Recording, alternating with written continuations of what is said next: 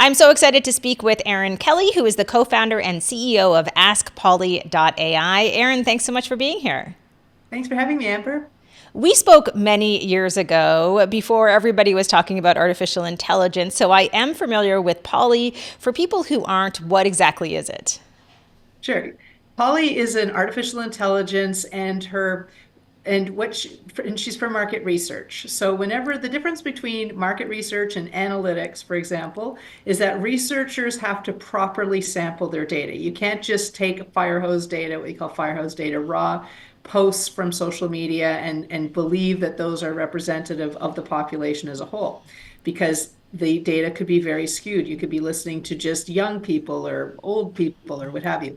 So what Polly does is she makes sure that the people she's listening to are a subset of the census data. So she looks at the Canadian census and she says, this is the distribution of age and ethnicity and income and geography across the country. So this group is representative of the country as a whole. And we have millions of people in that sample, and we're taking it from social media, so it's all immediate.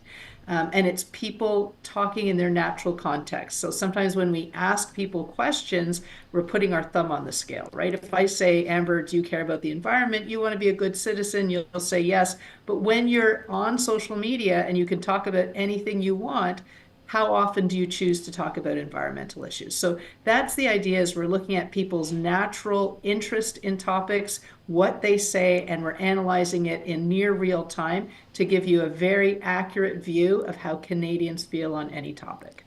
When you say social media, that is a pretty broad group of sites. So, are there any specific sites that you focus on without giving away any of your secret sauce?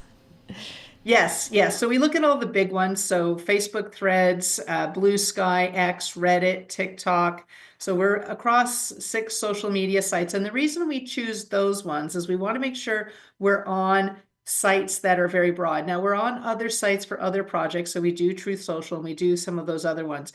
But for things like the election, we don't want to be on election sites or very political sites. We want to be on sites where people can talk about anything so that we can evaluate to what extent do they choose to speak about these issues, because that gives us a good idea of who will show up to vote as well.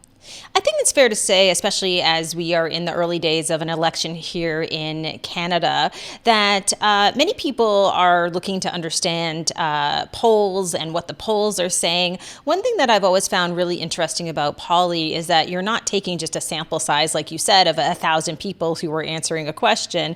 It is such a wide range of data. So when you compare it to the average poll where maybe 1,000 people are surveyed, what kind of numbers are we talking about?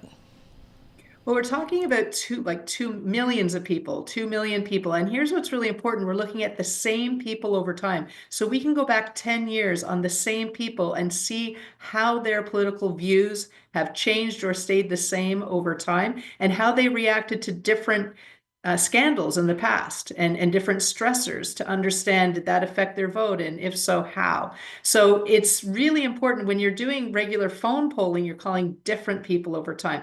We're looking at the same people over time and seeing how things evolve. So it's impossible to do that with phone polling, as you know, but for social media, it enables us to do that and it gives you a much more robust result.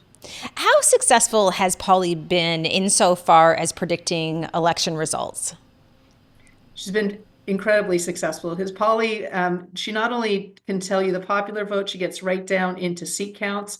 We've had studies done on us. Our stuff is all peer reviewed, and we've had documentaries made on Polly where we had to announce what the result would be before the election, and then they compare us to all the other pollsters. Polly came out number one. We did that on the second Trudeau government election. TVO did a documentary on us with exactly that. She has been right in almost every election. In some cases, she'll get some small things wrong, like certain voter segments.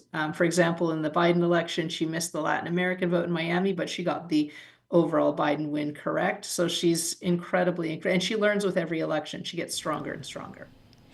On a recent episode of this show, we talked about election advertisements online, and we thought it would be a great idea just to dive into some of the recent results from Polly. I saw a post on LinkedIn talking about which ad is more persuasive, and it compared the Sneaky Carney ad to the Mike Myers ad. People in Canada will know exactly what this is. Can you break this down for us?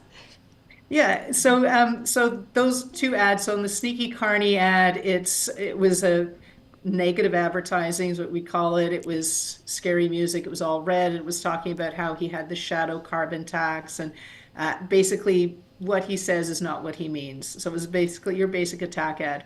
The Mike Myers ad is Carney and Mike Myers from, well, Austin Powers and Saturday Night Live, who is a Canadian who grew up in Canada, now lives in the US, but talking about what makes them Canadian and speaking about the threats of becoming the 51st state with Mike Myers wearing a Never 51 hockey shirt, and just really talking about their pride in being Canadian and what it means to be Canadian. So it was a much more unifying ad, and there was no attacking, except for Donald Trump. It's really amazing to see the sample size in the hundreds of thousands. But also, I think it really signals what Canadians are looking for. Perhaps the negative messaging in the face of Donald Trump isn't really working. We do want this unifying voice and this unifying messaging that we see within that Mike Myers ad with Mark Carney. So when you look at something like this, do you think that things have shifted a little bit in Canada, especially as of late? They have shifted, and here's the concerning thing for the conservatives: they're not shifting with it, right? The mood has shifted, and they are really failing to pick up the change in that mood. I mean, they say they understand it, but when you look at the messaging, it's still attacking, it's still divisive, and people don't have the appetite for that. Now, that's not to say that they've abandoned the conservatives. It's still a very tight race because people came into it having made up their mind that they would vote conservative because there was a lot of frustration with the Trudeau government. But now that things have changed, people are concerned with the inability of the conservatives to change with it, and they're asking, well, I mean, doesn't a prime minister have to be, able to read the room? Does he not have to be able to pivot? And so the liberals are reading the room a lot better in this campaign, at least in the beginning of it, than the conservatives are.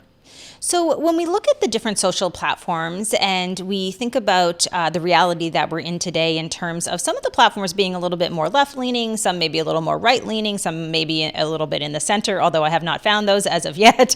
But how does that influence the results that we're seeing? Because you mentioned, there are a wide number of social media platforms that are considered, but does the leanings of those platforms, does that influence the results a lot?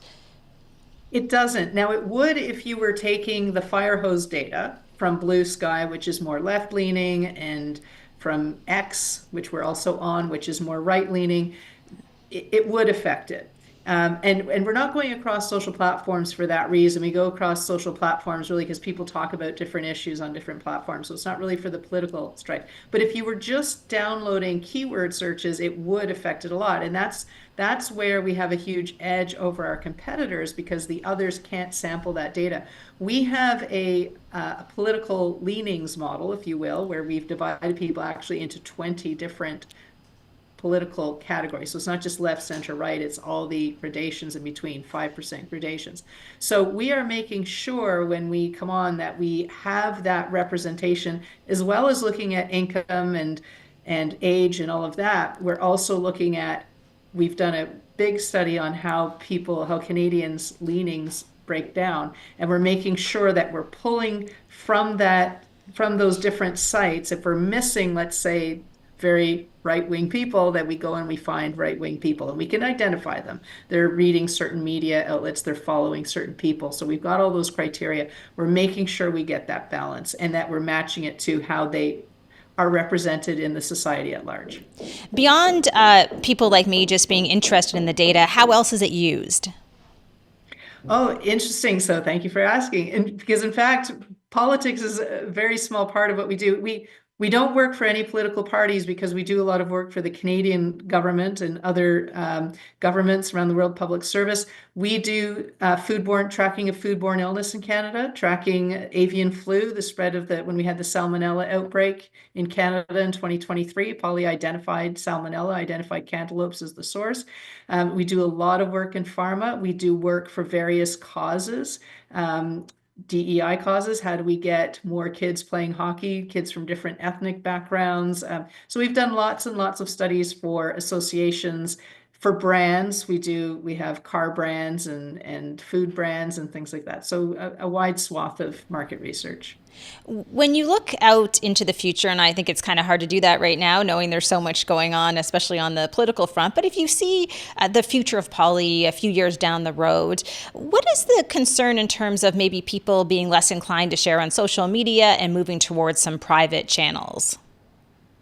Well, we've had a lot of stressors on social media to date, right? We had the Cambridge Analytica scandal. We've had anger with Facebook in the face of that. And what happens is people find an X, let's not forget that.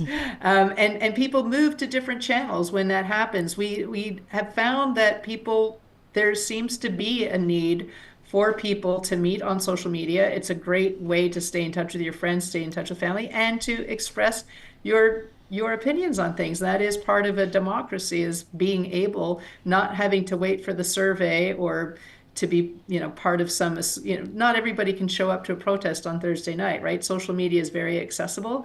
And what we have found is people move from platform to platform, but they don't stop sharing on social. It is fascinating, and it's been amazing to follow along with Polly all these years and see the impact that Polly is making. Thank you so much for joining me today. For people who want more information and want to follow along with Polly, where's the best place for them to go? AskPolly.ai. That's where you can reach out and contact us, and we can give you a demo or do whatever you like. Excellent. Erin, thank you so much. Thanks, Amber.